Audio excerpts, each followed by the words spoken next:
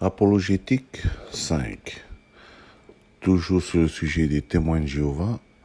Il ne faut pas oublier que toujours pour prêcher ou partager l'évangile avec les témoins de Jéhovah, il ne faut pas oublier que eux, ils ne peuvent pas recevoir les informations, ils ne peuvent pas être appris. On ne peut pas apprendre à un témoin de Jéhovah. Mais c'est eux qui doivent apprendre. Si tu commences à apprendre témoin de Jéhovah, vous allez commencer à argumenter sur les versets de la Bible et après, à la fin, personne ne gagne. Mais il faut prendre... mais le témoin de Jéhovah veut toujours enseigner. Alors, c'est une bonne opportunité de, à peu près, entre guillemets, de jouer la personne qui ne connaît pas vraiment la Bible. Et de plutôt dire, je comprends pas ce verset, et tu peux m'expliquer. Et il faut laisser le Saint-Esprit parler en eux. Au lieu que tu lances des versets, je lance des versets, non. Tu demandes l'explication de versets et c'est comme ça, en lisant la parole, l'Esprit pourra évangéliser, témoigner à eux. Voilà, donc c'est déjà l'approche. Il faut s'approcher vers eux d'une façon un peu plus délicate. Pas forcée. Et donc, une des malcompréhensions des témoins de Jéhovah, c'est en lisant Jean chapitre 5, verset 19. Jean chapitre 5, verset 19. Et je lis.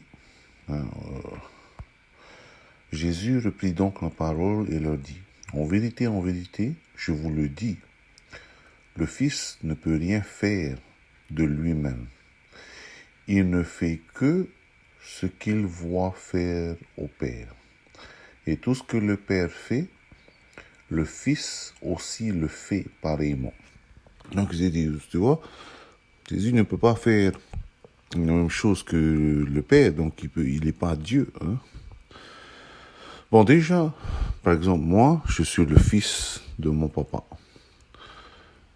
Mon papa et moi, nous partageons beaucoup les gènes, l'ADN. Mon papa, il est marron, je suis marron.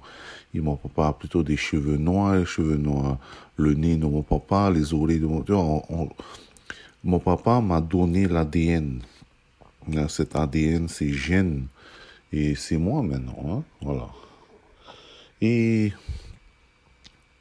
quand Jésus dit il est le Fils, ça veut dire qu'il partage aussi beaucoup de, entre guillemets, gènes, beaucoup de traits que le Père. Et il partage aussi la divinité. Pas tous sont divins. Les anges ne sont pas divins. Les hommes ne sont pas divins. Jésus, qui s'appelle Fils, il est divin. Donc déjà, Jésus, en s'appelant Fils, il veut dire qu'il partage les mêmes traits génétiques, les mêmes traits que le Père qui est divin, et le Fils aussi, qui donc doit être divin. Et donc, là, Jésus, dans Jean chapitre 5, verset 19, il dit que il peut faire que ce que voit faire le Père. Qui peut faire, en fait? Les témoins disent, t'as vu, il ne peut pas faire comme le Père, donc c'est pas Dieu. Non, au contraire. Ça prouve il est divin, parce que qui peut vraiment faire ce que le Père fait? Qui peut vraiment faire? Est-ce que les anges peuvent faire ce que le Père fait? Non.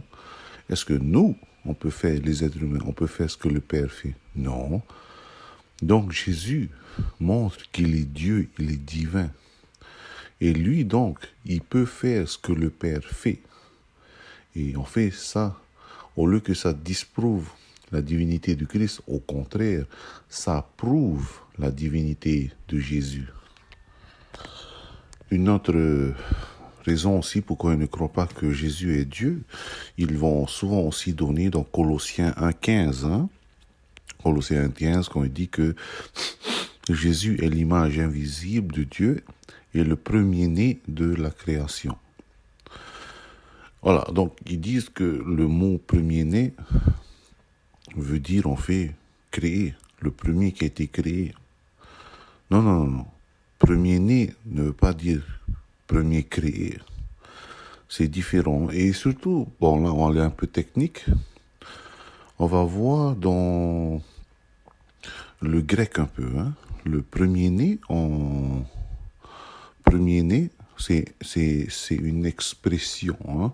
On fait de ce temps, comme les expressions, par exemple, aujourd'hui, ne veulent pas dire les mêmes expressions qu'avant, hein. Les expressions d'avant ne veulent pas dire les mêmes expressions d'aujourd'hui. Donc, par exemple, je prends un exemple.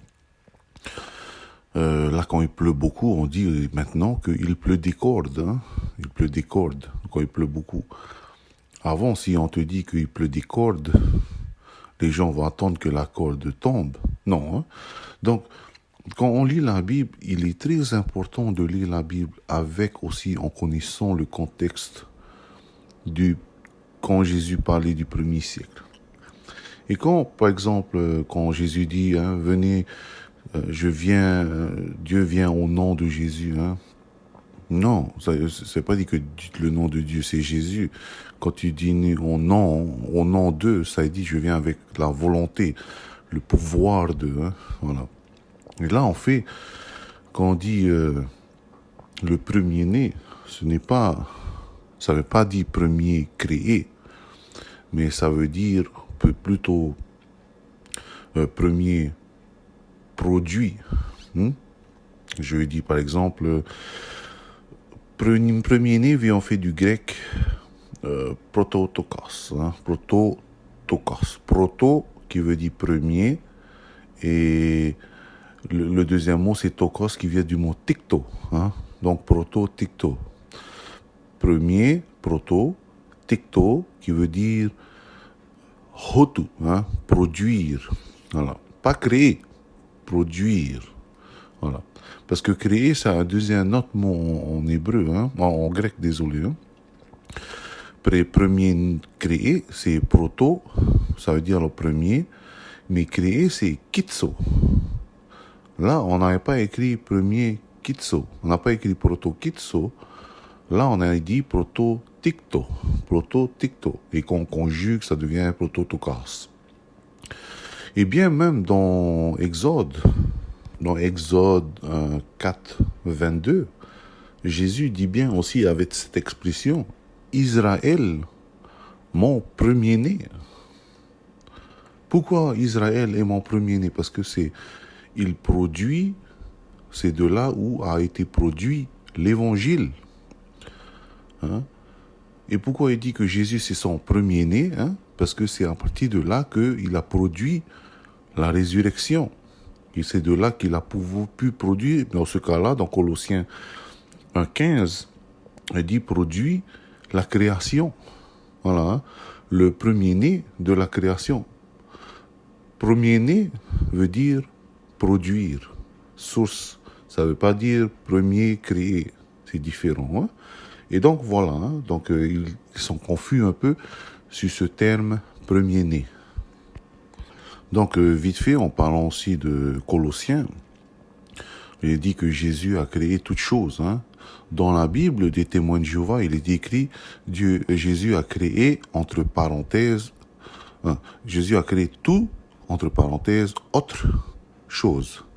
Donc une bonne question à demander aux témoins de Jéhovah est: est-ce que le mot autre est là? Parce que si tu dis que Jésus a créé toute autre chose, ça veut dire que ce n'est pas lui le créateur complet.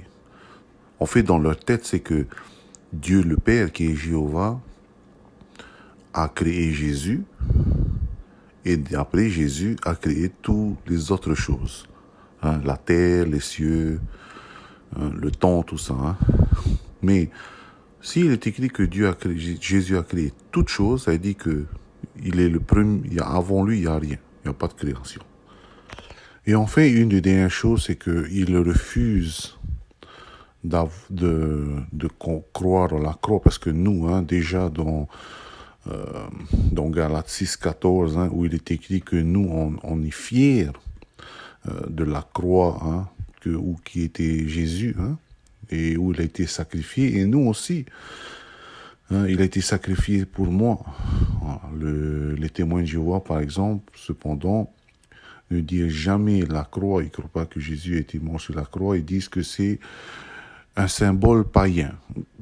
Et c'est sûr, c'est un symbole païen. C'est un symbole romain. Mais notre fierté n'est pas dessus ce symbole romain. Mais c'est à cause que la croix, c'est là où nos péchés a été crucifié avec Jésus. Voilà. Les témoins de Jéhovah parlent plutôt au lieu de dire la croix, ils disent plutôt que c'est le poteau de calvaire, hein, le poteau de souffrance, on fait. Hein. Voilà. Mais le mot grec en fait est storos. Storos qui veut dire croix. Voilà. Mais ils ont traduit par poteau de souffrance au lieu de traduire storos par croix. Et je crois que j'ai déjà mis les preuves qui disent que c'est une croix. Par exemple, le pont 4 où on écrit Jésus-Christ de Nazareth, le roi des Juifs. On n'a pas dit que c'était au-dessus de ses mains, hein, parce que si c'était un poteau, ce serait au-dessus des mains, mais on a dit que c'était au-dessus de sa tête. Hein. Voilà, donc déjà ça c'est une preuve. Quand Thomas voulait voir les clous, les marques des clous sur ses mains, on n'a pas dit la marque des clous, on a dit les marques des clous. Hein. Voilà, donc il y a eu 2 clous hein, sur les mains. Voilà. S'il y avait que sur un poteau, on clouait que un clou samoyed, hein, et donc on aurait dit la marque des clous, hein, la marque du clou. Non, là c'est les marques des clous. Il y a plein de clous, donc les mains étaient étalées. Voilà, donc voilà. Hein. Voilà, il ne faut pas oublier que la prière, pendant que tu parles, tu discutes, il faut toujours essayer de prier en même temps pour que Dieu puisse te donner, ouais, hein, l'Esprit de Dieu puisse t'inspirer et te donner les mots à dire. Parce que les témoins de Jéhovah, eux aussi, étudient des versets par cœur toutes les semaines. Et c'est dommage que les chrétiens polynésiens ne font pas la même chose. Telle semaine, il faut ça, ici et ça, hein, voilà. Et encore, je vais répéter Jean 1.1, au commencement Dieu créa, hein, au commencement était la parole, et la parole était avec Dieu, et la parole était Dieu. Au commencement était la parole. Ça veut dire que la parole était avant le commencement, parce que était est au passé. On n'a pas dit au commencement est la parole. Non, au commencement, il y a le commencement, mais la parole était avant. Et la parole était avec Dieu. Le mot grec est proston, hein?